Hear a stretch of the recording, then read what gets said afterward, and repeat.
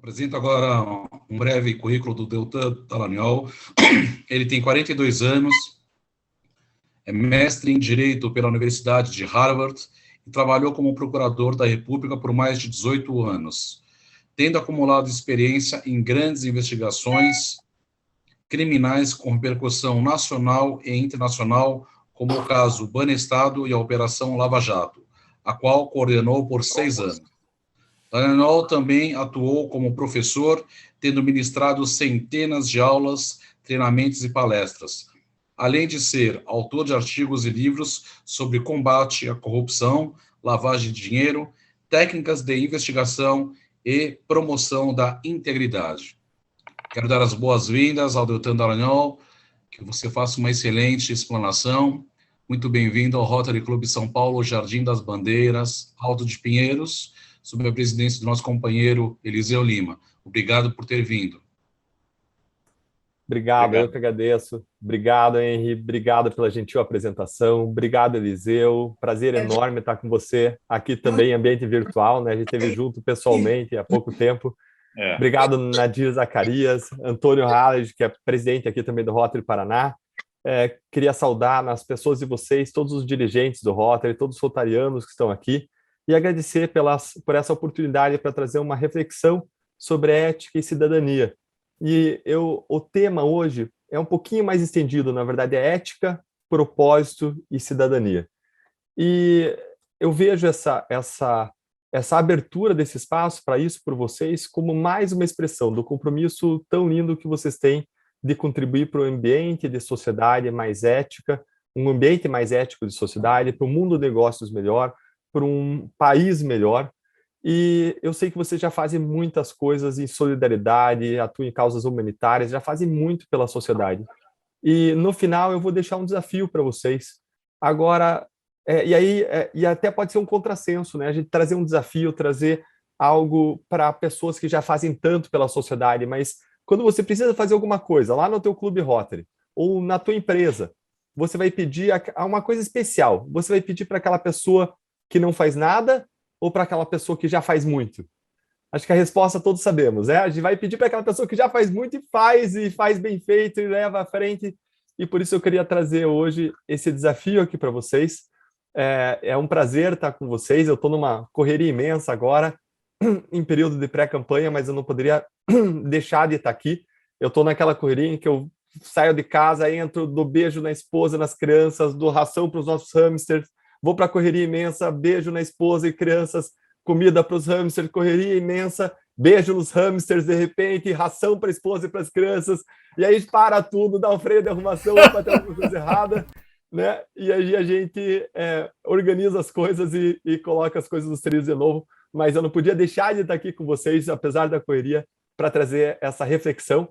E eu quero começar falando o seguinte: quando eu olho os grandes esquemas que eu vi na Lava Jato, quando eu olho os grandes casos de corrupção, eu vejo pessoas ali humanas que até podiam ter... Essas pessoas não... Gente, essas pessoas elas não eram Darth Vaders. Não eram pessoas que saíam de casa, enquanto elas estavam saindo de casa, tocava aquela música no fundo, assim. Tá, tá, tá, tá, tá, tá, tá, tá, tá. Essas pessoas não eram vilões originalmente. Essas pessoas são pessoas que deram um beijo na cabeça dos seus filhos, na mesa do café da manhã, que saíram de casa e que no caminho se perderam. E a grande verdade é que se você não colocar a ética como parte do propósito da tua existência, se você colocar outros propósitos diferentes que não sejam recheados, que não sejam encharcados de ética esses propósitos, a grande verdade é que as pessoas acabam, no meio do caminho, se perdendo. E quando eu olho... Acho que está com um sonzinho de fundo.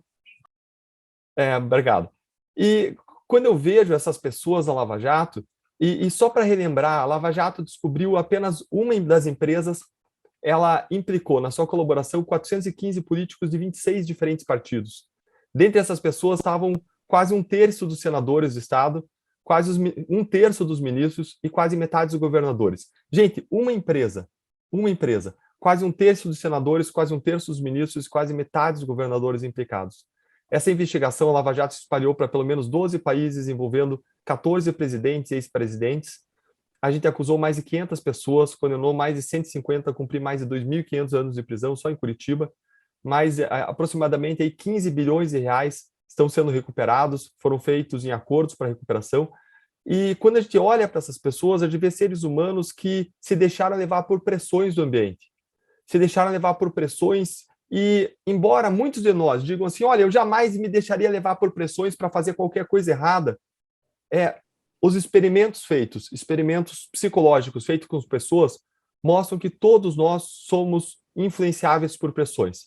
Essas pressões, elas não justificam o comportamento errado jamais, mas elas ajudam a explicar. E eu queria passar para vocês um experimento que mostra um pouquinho disso. Eu queria que vocês ficassem atentos nesse experimento, porque depois vou explicar o quanto que ele se repete quando você aumenta a escala desse experimento.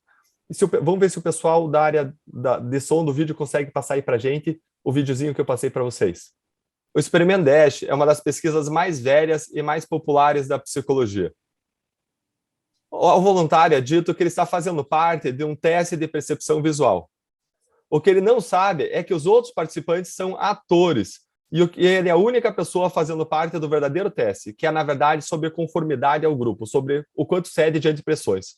O experimento que vocês vão fazer hoje envolve a percepção do comprimento de uma linha. O teste será simplesmente olhar para a linha e indicar qual das 3 linhas da direita é igual à da esquerda em comprimento. Por exemplo, aí segue. Foi dito aos atores para indicarem as linhas erradas. O voluntário vai ser monitorado para ver se ele dará a resposta correta ou se ele vai acompanhar a opinião do grupo e vai dar a resposta errada. No primeiro teste, a resposta correta é 2. Vamos ver como é que vai ser. Ator 1, ator B, 1. Ator C, 1. Agora o voluntário verdadeiro. Tá na cara que é 2, né? 2. Aí 1. Próximo ator, 1. Mais uma vez, agora a resposta correta é 2. O primeiro começa 3. Ator de novo 3. O terceiro ator 3. E agora? 3. O voluntário falou 3. Ator 3. Esse experimento DASH tem sido repetido muitas vezes e os resultados vêm se reafirmando em todas elas. Nós vamos concordar, vamos nos conformar ao grupo, nós somos criaturas sociáveis e nós estamos muito cientes do que as pessoas ao nosso redor pensam. Nós queremos ser aceitos, nós não queremos ser vistos como diferentes, então nós iremos de acordo com o grupo, mesmo se nós não acreditarmos no que as pessoas estão dizendo. Esse é um dos vários experimentos de psicologia comportamental que mostraram, deixa eu só interromper aqui, é um dos vários experimentos de psicologia comportamental que mostraram que as pessoas todas, elas tendem a seguir o grupo, que elas tendem a se conformar à conduta do grupo, e muitas vezes para fazer a coisa errada. Imaginem, então, vocês lá no Congresso Nacional, quando você tem um grande grupo que normalizou práticas como práticas de corrupção, que reinvestem propinas em campanhas eleitorais, ou imagine você, então, aquele engenheiro que entra naquela empreiteira para a qual a corrupção se tornou um modelo de negócio, e essa pessoa, ela pode até no começo, como aquela pessoa do experimento DASH que vocês viram, como aquele voluntário, no começo ele deu a resposta certa, mas o que ele fez já na rodada seguinte? Ele já estava se conformando ao grupo. E ele estava dando a resposta errada, mesmo sendo a resposta certa evidente, gente. É um teste de percepção visual muito claro. E o que esse experimento DASH mostrou? Esse experimento foi repetido sistematicamente, e qual que foi o resultado dele? O resultado foi que mais de 50% dos voluntários deram mais de 50% das respostas erradas ao longo das várias rodadas desse experimento. A conclusão desse experimento é que nós tendemos a nos comportar como parte de um rebanho. E como que a gente faz para a gente poder resistir às pressões do ambiente? Como que a gente faz para a gente nos comportar de modo ético, mesmo diante de pressões do ambiente? Uma das grandes forças também do comportamento humano, além do rebanho, é a força do propósito. É a força do propósito. E por isso eu queria trazer uma reflexão sobre propósito. Eu poderia falar muito mais sobre ética, sobre racionalizações, mas eu quero trazer especificamente essa mensagem sobre propósito, porque hoje eu quero ser sucinto com vocês para falar também sobre cidadania. E quando eu trago essa reflexão sobre o propósito, eu gostaria de começar perguntando para você se você tem claro na sua vida o propósito da sua existência. Qual é o seu propósito? Você vive com senso de propósito? A minha fé, ela me dá um forte senso de propósito, mas você não precisa ser religioso para você ter um senso de propósito na tua vida. Ter um propósito é você identificar a partir dos teus valores o que mais importa na vida e você viver para isso. Um autor de best-sellers, um físico ateísta, Krauss, ele disse o seguinte, abre aspas, vou pegar aqui. Um universo sem propósito não deveria nem nos deprimir, nem sugerir que as nossas vidas não têm propósito. Através de uma história cósmica surpreendente, nós nos encontramos nesse planeta remoto, em uma esquina remota do universo, dotados de inteligência e autoconsciência. Nós não deveríamos nos desesperar, mas humildemente nos regozijar e fazer o máximo desses sons e celebrar o nosso breve momento ao sol. De novo, você é uma pessoa que vive com senso de propósito? Pensa aí na sua cabeça, responde a seguinte questão. Numa escala de 1 a 7, qual é a força que você atribuiria para a seguinte declaração na sua vida? Eu tenho um senso de direção e propósito na minha vida. Vou repetir. Numa escala de 1 a 7, qual é a força que você atribuiria para essa declaração na tua vida? Que é, eu tenho um senso de direção e de propósito na minha existência. Todo mundo respondeu aí? Todo mundo faz um joinha aí, pessoal. Todo mundo está com o número na cabeça. Uma escala de 1 a 7. Agora, então, ouça, perplexo, ao impacto que esse númerozinho que está na sua cabeça tem na sua saúde, com base em várias pesquisas que são lá relacionadas num livro de Victor Stretcher sobre propósito, tá? Pessoas que têm esse número maior, que têm um forte propósito, vivem, em média, mais do que as outras pessoas. O aumento de 1 ponto nesse número diminui em mais de 12% a chance de morrer. Numa escala parecida, mais de 6 pontos em vez de 7 pontos, cada ponto diminui a chance de um ataque cardíaco em 27% e a chance de derrame cerebral em 22%. E preste atenção nisso, pessoas com número alto, com esse número alto, com forte propósito, elas dormem melhor, elas passam menos noite em média em hospitais, elas têm menos depressão e Alzheimer, e preste atenção, elas têm melhor atividade sexual. Opa, agora sim, né? Agora muita gente vai acordar, aí se mexer, vai se interessar. Gente, para além desses benefícios para a saúde, da força do propósito, eu vou destacar 3 dimensões em que o propósito impacta a sua e a minha vida. Em primeiro lugar, o propósito da direção. O filósofo romano Sêneca, há 2000 anos, ele disse que se um homem não sabe a que porto se dirige, nenhum vento vai lhe ser favorável. Quando você, ou a tua empresa, ou seus negócios, ou a tua atuação nas diferentes esferas da vida tem uma direção, fica muito mais fácil você filtrar onde você vai investir seu tempo, a sua energia, os seus recursos, que são limitados. E a questão é, essa atividade que está sendo proposta, ela vai contribuir ou não para o propósito da minha existência? Em segundo lugar, o propósito nos dá não só direção, mas o propósito também nos dá significado para a existência. Ter um propósito muda tudo, gente. Conta-se que certa vez um senhor se aproximou de 2 pedreiros que estavam lá colocando tijolos um sobre o outro. Os 2 estavam lado a lado, fazendo a mesma coisa, e aquele senhor chega e pergunta para aqueles pedreiros, o que vocês estão fazendo? E o primeiro respondeu, olha, eu estou sendo aqui pago para assentar tijolos uns sobre os outros. E o segundo disse, eu estou construindo uma catedral. E faz diferença, Deltan, entre os 2 propósitos? O cara está trabalhando por salário ou o cara está trabalhando para erguer uma catedral? Sim, faz toda a diferença. Várias pesquisas mostraram que os propósitos que mais trazem satisfação e autoestima, assim como diminuem a depressão e ansiedade, estão ligados ao crescimento pessoal, aos relacionamentos e à melhoria da vida dos outros, em oposição a dinheiro, fama e imagem. Ou seja, para ter uma vida significativa, não basta fazer a coisa certa. É preciso fazer a coisa certa pela razão certa. E é fazer a coisa certa pela razão certa que hoje eu estou chamando aqui da gente viver com senso de propósito. Em terceiro lugar, ter propósito nos dá não só direção, não só significado, mas nos dá resiliência, nos dá perseverança. Pesquisas feitas sobre pessoas que sofreram experiências difíceis, experiências estressantes, experiências traumatizantes em terremotos ao redor da Terra, identificaram que a diferença entre quem cresceu e quem, a partir dessa experiência, né? E quem teve, por outro lado, depressão, teve estresse, teve baixa qualidade de vida, está bastante ligada à força do propósito da pessoa. As pesquisas também mostraram que um forte senso de propósito, gente, diminui o medo, diminui a emissão de sinais de ameaça pela nossa amígdala cerebral.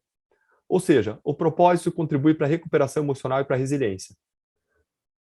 E então a gente viu que o propósito melhora a tua saúde, que o propósito te dá direção, te dá significado, te dá resiliência. E eu imagino que você queira isso também.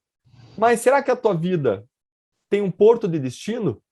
Ou a sua vida está sendo um barco à deriva em alto mar? Será que você tem assentado tijolos por dinheiro? Ou será que você vem erguendo uma catedral? Será que você faz a coisa certa pela razão certa? Ou seja, você tem um propósito maior do que você, que, quem sabe, contribui para um mundo melhor?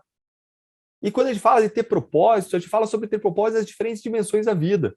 Você ter propósito na tua vida com a tua família, propósito na tua existência familiar, de você servir a tua família, servir a tua esposa, criar um ambiente para que os seus filhos cresçam com saúde emocional, espiritual, saúde física, para que eles se desenvolvam intelectualmente, para que eles possam contribuir para a comunidade.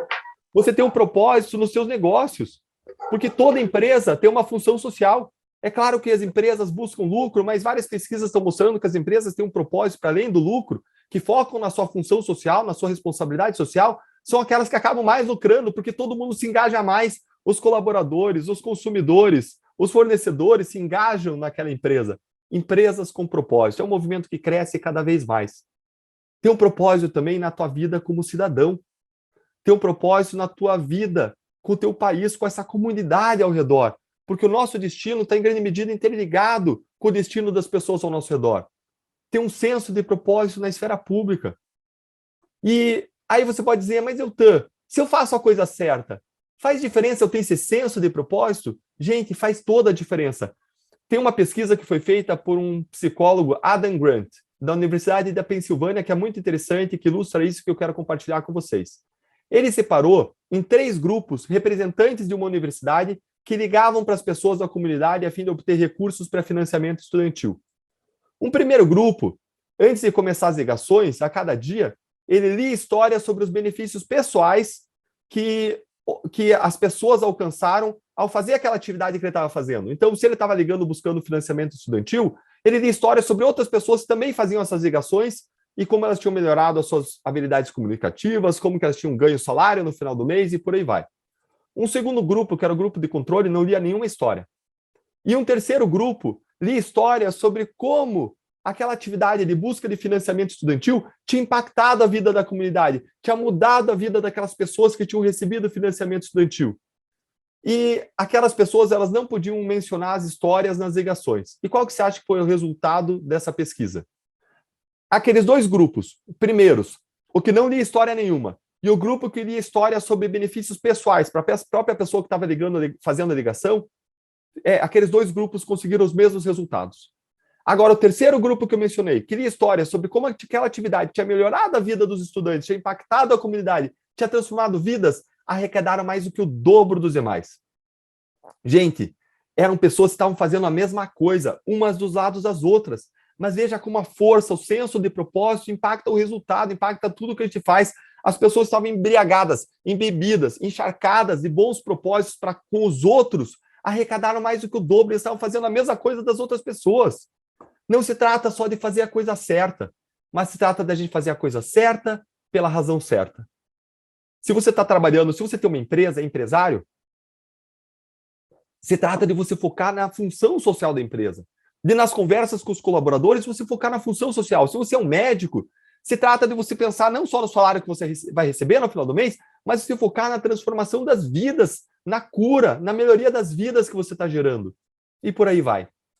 Se trata de você construir uma catedral, em vez de você ser remunerado para levantar uma parede de tijolos. E eu quero voltar para aquela reflexão inicial sobre ética e como isso se relaciona com propósito. E aí alguém pode perguntar assim, olha, será que a ética... E é uma pergunta que certamente passou na mente de muitos colaboradores e muitas daquelas empreiteiras da Lava Jato. Será que a ética não era uma areia no motor dos negócios que podia dificultar ou impedir que o barco chegasse ao seu destino? Será que a ética não atrapalhava aquelas empresas a alcançar os seus resultados? Gente, para a gente responder isso, depende qual é o resultado, qual é o objetivo. Se o objetivo era o lucro a qualquer custo, a ética atrapalhava. Por isso, eles foram e montaram um setor de operações estruturadas. Agora, se o objetivo não é o lucro, se o objetivo é a função social acima de tudo, Se o lucro é consequência de cumprir aquela função social, se você está com foco no bem das pessoas, isso está embebido, está encharcado em ética. E aí não tem como você fugir da ética, porque a ética faz parte do teu destino. Por isso que o propósito, o senso de propósito é tão importante. E por isso que quem não tem senso de propósito, é muito mais fácil para a pessoa ceder à pressão do grupo. Muito mais fácil a pessoa ceder às pressões do ambiente, das circunstâncias, e cair na falta de ética, e cair na quebra dos padrões éticos. Então, mais uma vez, a resposta a ética ajuda ou atrapalha você depende de qual é o teu destino, qual é o teu propósito.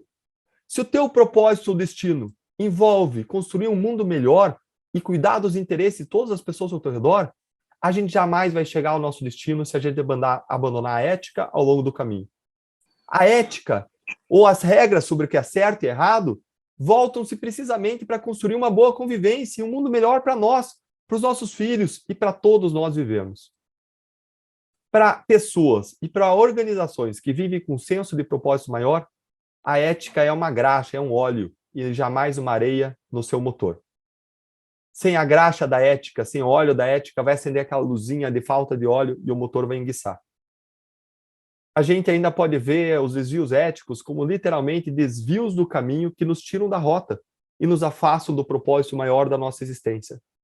Mas para isso você precisa ter um propósito maior da existência, para isso você tem que viver com esse senso de propósito que melhora a tua saúde, que te dá direção, que te dá significado e que te dá perseverança, que te dá resiliência. E quando eu trago essa reflexão para a dimensão pública, para a dimensão da cidadania, a questão que eu coloco é qual que é o teu propósito? Você já reclamou do Congresso Nacional? Você já reclamou que o brasileiro vota mal? Você já reclamou? E se você já reclamou, você fez alguma coisa para mudar essa realidade? Se nós trabalhamos, se nós vivemos para um propósito maior, também nessa dimensão pública, é evidente que nós queremos um país melhor, um país mais justo, mais próspero para nós e para todas as pessoas ao nosso redor, para essas pessoas cujos destinos estão entrelaçados com os nossos, que se chamam cidadãos do Brasil. Se nós vivemos por um propósito maior nessa esfera de cidadania, não só na família, não só nos negócios, mas nessa esfera de cidadania, nós queremos um país melhor, com menos corrupção e com menos incompetência. E se você quer isso, eu quero hoje apresentar para você um movimento suprapartidário que pode mudar a história do Brasil. É um movimento que objetiva colocar mais de 200 parlamentares de diferentes partidos no Congresso Nacional, que tenham 3 compromissos básicos. 3 compromissos básicos. O primeiro compromisso é o compromisso com o combate à corrupção, com o fim do foro privilegiado, com a prisão em segunda instância. O primeiro compromisso envolve uma declaração de que a pessoa nunca foi condenada para ela fazer parte desse movimento, para ser candidata parlamentar, fazer parte desse movimento. O segundo compromisso é um compromisso com a redução ou extinção daquele fundo eleitoral bilionário de 5 bilhões de reais que tirou dinheiro da saúde, educação e segurança para a campanha eleitoral. E o terceiro compromisso é um compromisso com preparação e com continuidade da preparação, com reciclagem da preparação política ao longo dos anos. Porque, veja só, eu adoro o Eliseu, acho o Eliseu uma excelente pessoa, acho o Eliseu uma pessoa extraordinária, um líder, alguém que impacta a comunidade ao redor, mas se o Eliseu me dissesse, no encontro que a gente teve recente, aí 2, 3 semanas atrás, se ele me dissesse, Deltan, deita aí que eu vou fazer uma cirurgia cardíaca em você, eu ia dizer, Eliseu, muito obrigado, eu vou procurar um médico, gosto muito de você, mas eu vou procurar um médico. Ao mesmo tempo, nós aceitamos que pessoas que jamais se prepararam para isso façam todo dia cirurgias no coração do Brasil, que é o Congresso Nacional. Se nós queremos, então, um Brasil melhor, a gente precisa de parlamentares que tenham preparação política e preparação para enfrentar os desafios do país na área de saúde, educação, segurança, saneamento básico. Então, se a gente quer um país melhor, a gente precisa colocar no Parlamento Federal pessoas de diferentes partidos, não se trata de A, B, C ou D, mas pessoas que têm esses 3 compromissos básicos, com preparação política, com combate à corrupção e com redução e extinção do fundo eleitoral. E por que isso? Por que isso é tão importante, a restrição do fundo eleitoral? Porque o que o Congresso Nacional fez ao aumentar, multiplicar o fundo eleitoral e fazer ele se tornar em 5 bilhões foi tirar as chaves do Congresso Nacional, de Marcelo Odebrecht, e colocar nas mãos de caciques partidários, vários deles investigados ou processados por corrupção. E a gente precisa tirar as chaves do Congresso Nacional desses caciques e colocar nas mãos de vocês, nas mãos de todos os brasileiros. Esse movimento que eu estou apresentando para vocês, ele tem um nome, ele se chama Movimento 200 Mais. E esse movimento busca revolucionar o Congresso Nacional. E não importa quem que é o teu candidato, quem é o teu candidato preferido à presidência da República. E a presidência da República polariza, ela divide. Não importa quem é o teu candidato. Se ele chega lá, ele não vai conseguir governar se ele não tiver um bom Congresso. Ele vai ficar refém das negociatas, da corrupção, do fisiologismo e do toma lá da cá. E grande parte do poder do nosso país é exercido pelo Congresso Nacional. Então, uma dimensão básica do exercício da nossa cidadania acontece a cada 4 anos. E tem gente que espera a cada 4 anos a Copa do Mundo, tem gente que espera as Olimpíadas, mas a verdadeira taça que a gente pode erguer, a verdadeira medalha que a gente pode ganhar é nas eleições, vencendo a corrupção e vencendo a incompetência. Agora, esse movimento que eu estou apresentando para vocês, que não é meu, não é do Deltan, mas se você quiser, ele é teu. Ele é um movimento que está sendo colocado para a sociedade por movimentos sociais suprapartidários que querem colocar para a sociedade uma ferramenta básica para a transformação. E se você gosta dessa ideia, a ideia é que você pegue isso como teu, que você adote isso para você. Então, é uma ideia que não tem dono, mas para que todo mundo seja dono dela. É uma ideia, não tem nada a ver com nenhum partido, não tem nada a ver com nenhum candidato, mas é uma ideia de mudança. É uma grande campanha de voto consciente para que a gente possa construir a nossa história e construir as mudanças que a gente quer ver de baixo para cima. Parar de ficar reclamando, como eu disse lá para vocês, você já reclamou do Congresso Nacional, a gente tem que parar de reclamar, a gente tem que agir. A gente precisa construir as mudanças que a gente quer ver no país de baixo para cima. Chega de esperar que elas venham de cima para baixo. Por isso, eu quero convidar mais uma vez vocês, rotarianos, que já fazem tanto pelo país, tanto pelas pessoas, para o engajamento nessa campanha cívica. Essa campanha cívica tem um site que vai ser lançado para os movimentos sociais daqui a cerca de 2 semanas, mas eu não queria deixar perder a oportunidade de apresentar para vocês essa ideia que pode revolucionar a vida do nosso país, pode revolucionar o futuro do nosso país. E esse movimento é um movimento com sucesso garantido, porque não é tudo ou nada. Quanto mais pessoas aderirem a esse movimento, mais a gente vai eleger deputados e senadores com compromissos básicos. Veja que a gente pode querer muito mais do que isso que eu falei. Mas isso que eu falei é o básico, gente, é o básico. O cara ter preparação política para estar lá, o cara ter compromisso com o combate à corrupção e ele ter o compromisso com a redução ou extinção do fundão eleitoral, que acaba engessando as classes econômicas e políticas. Depois a gente pode falar mais sobre isso no momento de dúvidas e de conversa. E eu queria terminar compartilhando uma história que aconteceu comigo recentemente. Eu tenho certeza que vários de vocês, ao longo da vida, ficaram frustrados com o Brasil, tiveram vontade de desistir em algum momento, e eu já tive isso. Eu entendo vocês. Vários momentos eu fiquei frustrado já. E eu fiquei frustrado na semana passada, quando o Superior Tribunal de Justiça me condenou a pagar uma indenização em favor do ex-presidente por conta de uma acusação que a gente fez, uma apresentação de uma acusação, ao mesmo tempo em que ele está saindo impune e sem obrigação de indenizar sequer um centavo para a sociedade em relação aos desvios bilionários que aconteceram na Petrobras. Aquilo me deixou muito frustrado. Eu fui dormir na terça-feira à noite passada, fui dormir triste, chorando, prostrado diante de Deus, colocando minha tristeza, minha indignação com a injustiça.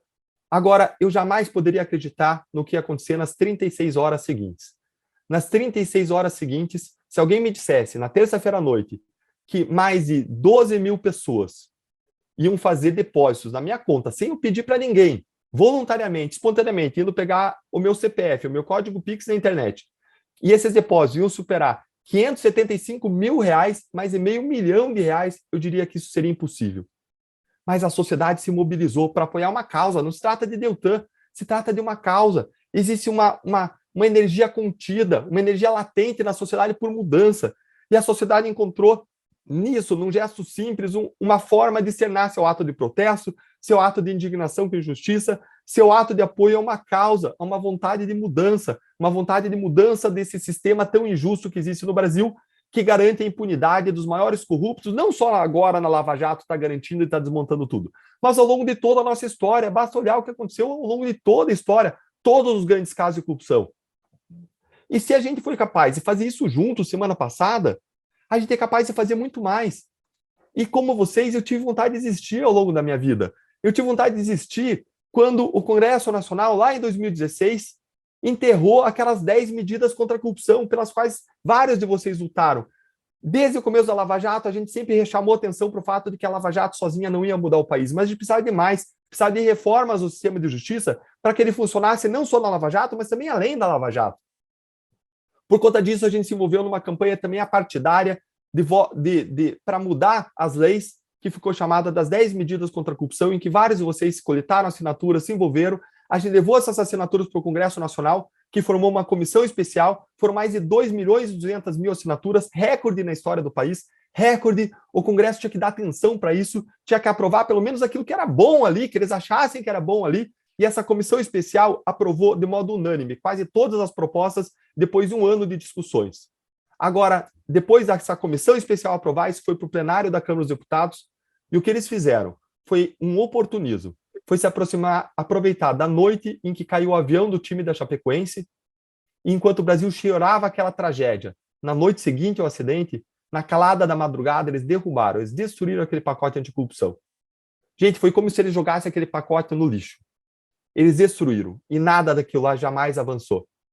O que eles fizeram ali foi desconsiderar completamente um desejo legítimo da sociedade brasileira de que aquelas propostas fossem discutidas com seriedade, fossem aperfeiçoadas e fossem aprovadas. E naquela madrugada eu fiquei arrasado. E na manhã seguinte eu acordei triste, eu acordei arrasado, fui até a sala.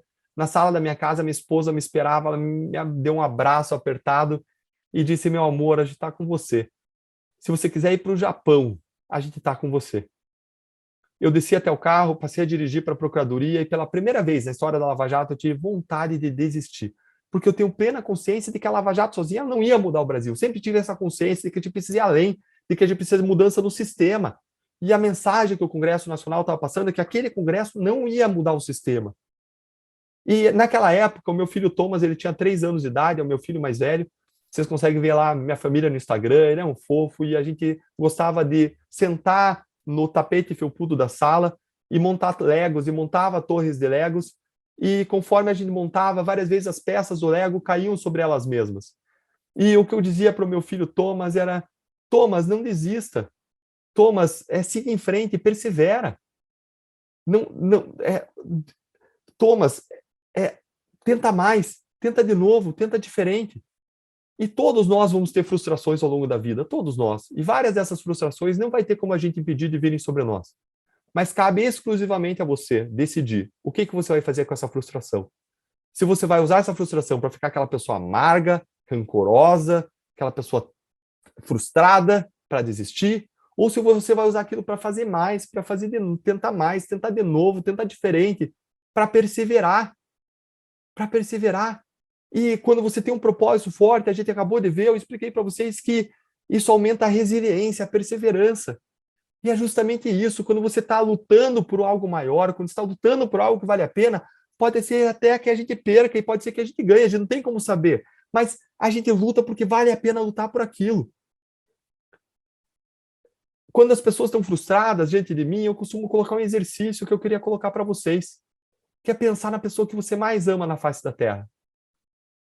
E em seguida eu coloco a seguinte questão: o que você faria se essa pessoa estivesse doente, se essa pessoa tivesse uma doença terminal? Você ia desistir?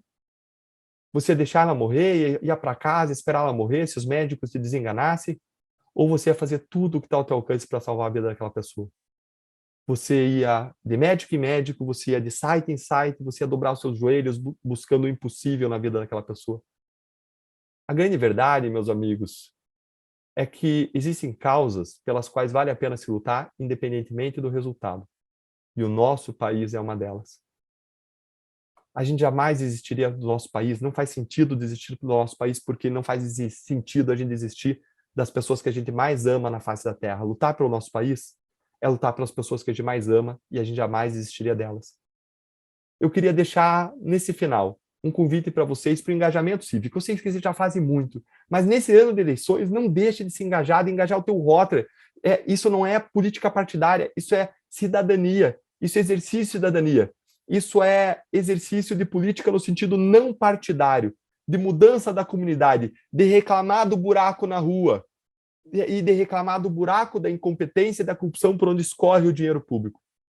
Nós nos engajarmos em uma campanha de voto apartidária, suprapartidária, de voto consciente, é a gente lutar pelo Brasil, a gente lutar por aquilo que a gente mais ama. Então, eu queria deixar um incentivo para que vocês conheçam esse movimento.